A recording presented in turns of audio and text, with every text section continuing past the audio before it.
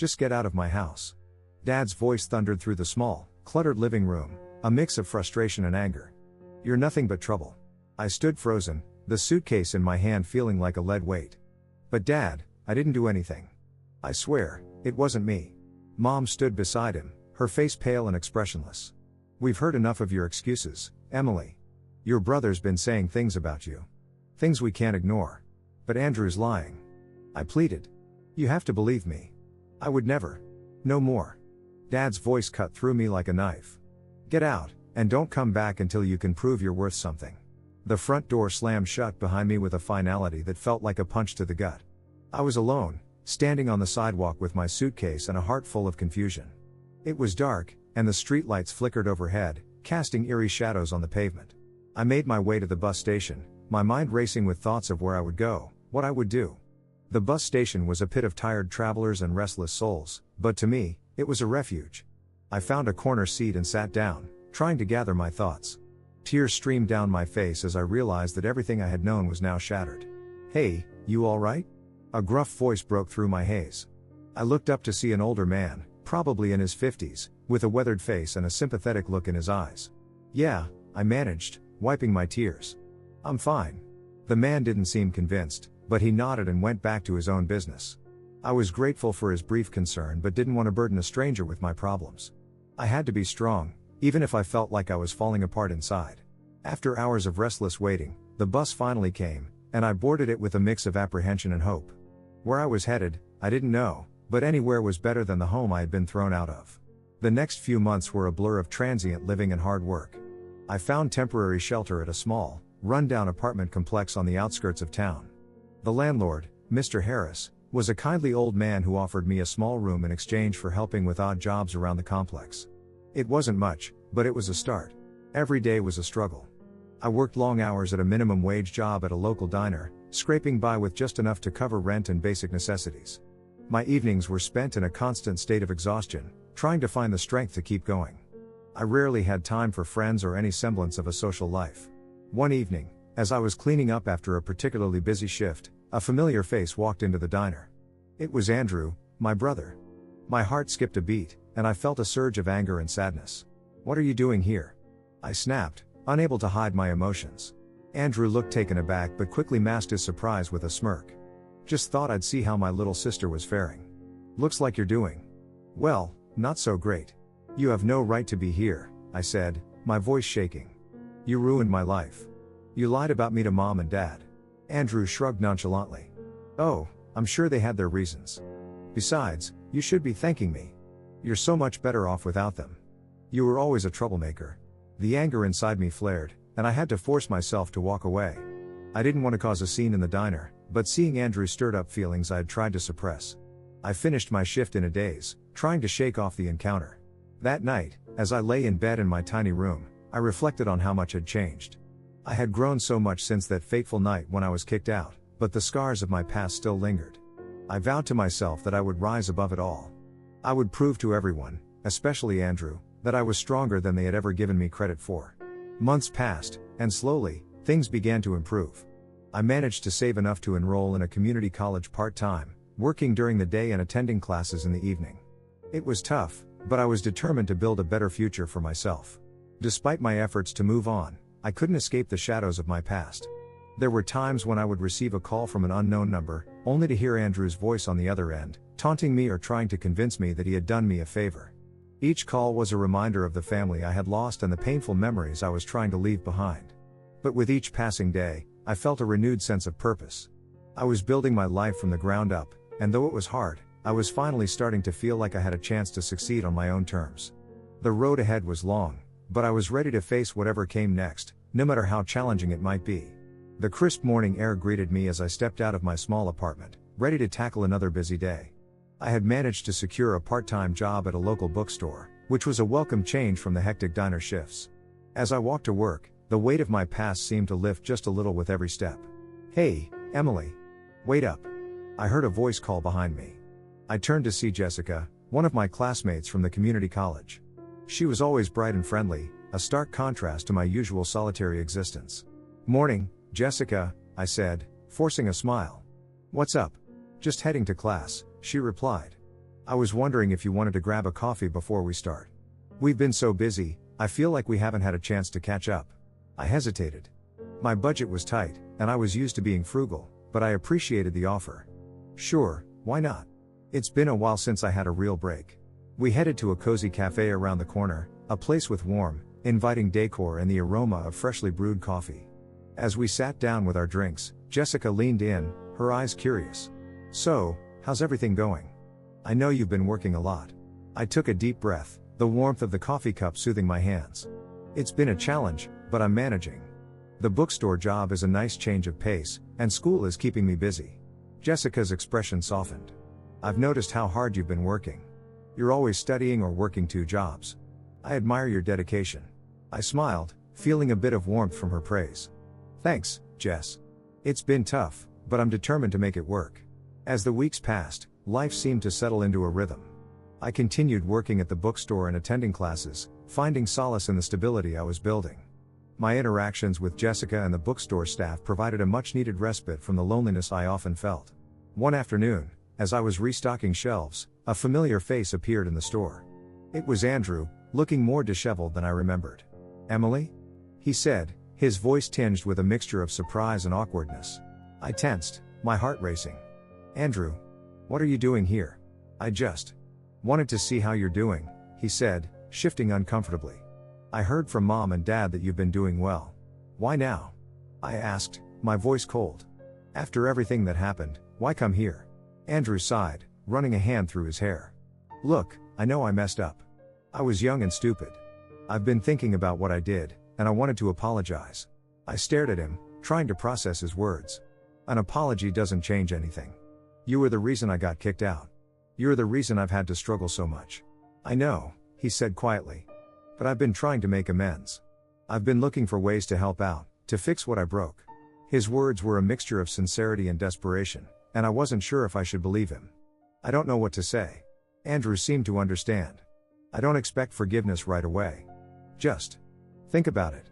He left the bookstore, leaving me with a swirl of conflicting emotions. Part of me wanted to remain angry and distant, but another part wondered if there was a possibility for reconciliation. It was clear that Andrew had been struggling with his own issues, but the scars he had left on my life were still fresh.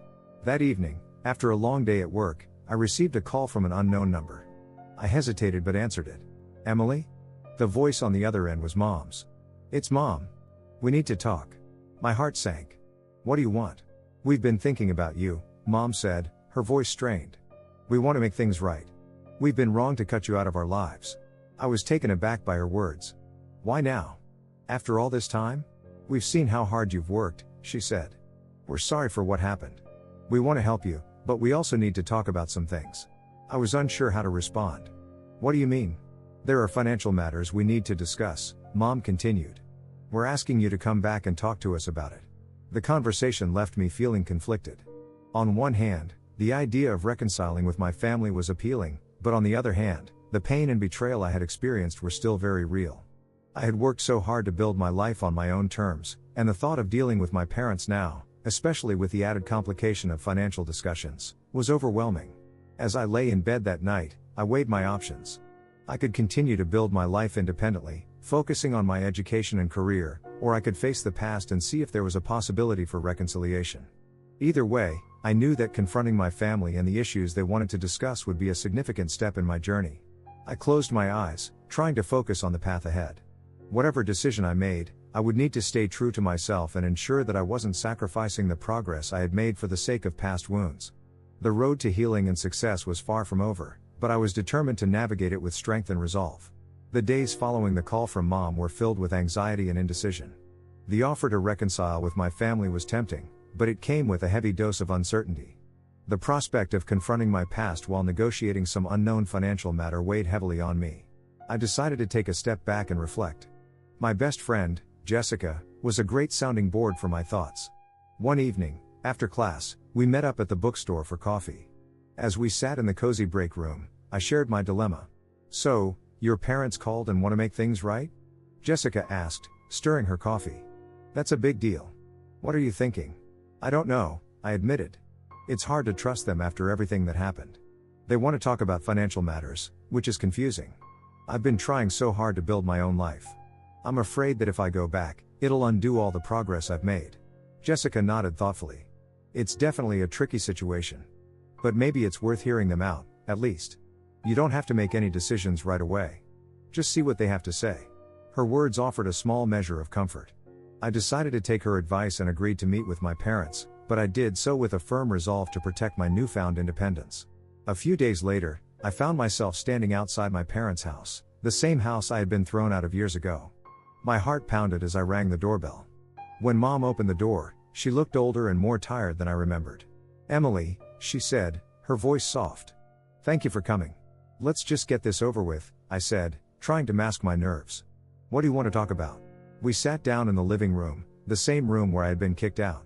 It felt surreal to be back here under such different circumstances. Mom took a deep breath. "We've been reflecting on the past and realized how wrong we were. We're sorry for everything that happened. We let Andrew's lies cloud our judgment, and we want to make amends." Dad, who had been silent until now, spoke up. "We've been watching from afar and saw how hard you've worked.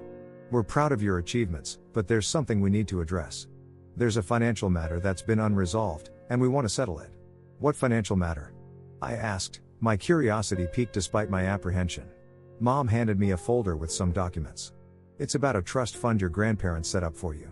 We've been holding on to it, but we want to make sure you get what's rightfully yours." I was taken aback. I didn't know anything about this. "Why didn't you tell me sooner?" Dad's face was lined with regret. "We didn't want to complicate things, especially with everything that happened. But now, we want to do the right thing." I flipped through the documents, trying to understand the details. It appeared that my grandparents had indeed set up a substantial trust fund for me, one that had been untouched since my departure. The realization of what I had missed out on was overwhelming. The conversation continued, and as we discussed the details, I couldn't help but feel a mix of emotions. On one hand, I was relieved to finally understand the financial situation. On the other hand, the pain and betrayal from the past were not so easily erased. "You need to understand," I said, my voice trembling. "Even with this money, it doesn't change what happened. I've had to work hard to get where I am, and that's not something you can just fix with money." Mom's eyes filled with tears. "We know, Emily. We can't undo the past, but we want to support you now. We've been selfish, and we want to make things right." I took a deep breath, trying to process everything. "I need time to think about all this. It's a lot to take in." Dad nodded in understanding. "Take all the time you need. We just wanted to offer our support and make amends in any way we can." As I left the house, the weight of the conversation pressed heavily on me. The trust fund was a significant financial boost, but it was clear that the emotional scars from my past would take more time to heal. I had worked so hard to build my life from scratch, and while the offer from my parents was generous, it felt like a small part of the larger picture. That evening, I returned to my apartment and sat down with the documents once more. Jessica had offered to help me review them, and I was grateful for her support. As she examined the papers, she offered her insights and advice. "This looks legitimate," she said after a while. "You should definitely consider this as part of your financial planning. It could help you with your future goals." I nodded, taking in her words. "I know it's a good opportunity, but it's hard to separate the money from the emotional baggage." Jessica put a reassuring hand on my shoulder. "You've come so far on your own. This doesn't change that. It's just another tool to help you move forward." Her words resonated with me. I knew that I couldn't let the past dictate my future, no matter how complicated things might be. I had achieved so much on my own, and while reconciling with my family was part of the journey, it was important to remember the strength and independence I had cultivated. As I looked at the documents once more, I made a decision. I would accept the financial support from my parents, but on my own terms. I would continue to build my life, using the resources available to me while staying true to the resilience that had brought me this far. The road ahead was still uncertain, but I felt a renewed sense of clarity. I would face the challenges of the future with the same determination that had carried me through the past, and I would continue to forge my own path, no matter where it led. The weeks that followed my meeting with my parents were a whirlwind of activity and introspection. I decided to accept the financial support from the trust fund, but with the understanding that it was a resource rather than a crutch. I used the funds to pay off student loans and to set aside savings for future goals, but I remained focused on my work and studies. The money was a relief, but it didn't change the fact that I had built my life through my own hard work and determination. One bright Saturday morning, I found myself at a crossroads, both literally and figuratively. The bookstore where I worked had an opening for a full-time position, and I was considering applying. It was a significant opportunity, one that could be a stepping stone to further career development. The decision to apply was both exciting and nerve-wracking. "Hey, Emily," Jessica called out as I walked into the cafe where we often met. "You look deep in thought. Everything okay?" I sighed, sitting down at our usual table. "Yeah, I'm just thinking about applying for the full-time position at the bookstore. It's a big step, and I'm not sure if I'm ready for it." Jessica smiled encouragingly. "You've been working so hard and doing a great job there. If anyone deserves the opportunity, it's you. Plus, you've got the experience and the skills. I think you should go for it." Her encouragement gave me a boost of confidence. "Thanks, Jess. I think I will. It's a big leap, but it feels right." The application process was intense, with several interviews and a lot of preparation. I threw myself into it, determined to make the most of this chance. As I navigated the process, I found myself reflecting on how far I had come. The struggles of the past had shaped me, but they hadn't defined me. I was no longer the uncertain teenager who had been kicked out. I was a determined, capable woman building a future on my own terms. One afternoon, as I was finishing up my shift at the bookstore, the manager called me into his office. My heart raced as I sat down, waiting for the verdict. "Emily," he said with a smile, "we've reviewed your application and interviews, and I'm pleased to offer you the full-time position. Your dedication and work ethic have really impressed us." A wave of relief and joy washed over me. "Thank you so much. I won't let you down." "I'm sure you won't," he said, shaking my hand. "Welcome to the team, officially." As I settled into my new role, life began to feel more stable and fulfilling. The full-time position at the bookstore provided a sense of purpose and accomplishment, and I was finally able to focus more on my studies. With the financial support from the trust fund and my job, I was able to plan for the future with a clearer vision. One evening, as I was walking home from work, I received another unexpected call. It was from Mom, and her voice sounded more tentative than before. "Emily, I hope you're doing well," she began. "We wanted to see if we could talk again, maybe meet up." I hesitated. "What do you want to talk about now?" "We've been doing a lot of soul searching," Mom said. "We want to understand how we can support you better and be a part of your life, if you're willing." I thought about it for a moment. My parents had made mistakes, but they were trying to make amends. It was up to me to decide if I was ready to give them another chance. "All right," I said finally. "We can talk. But it will be on my terms."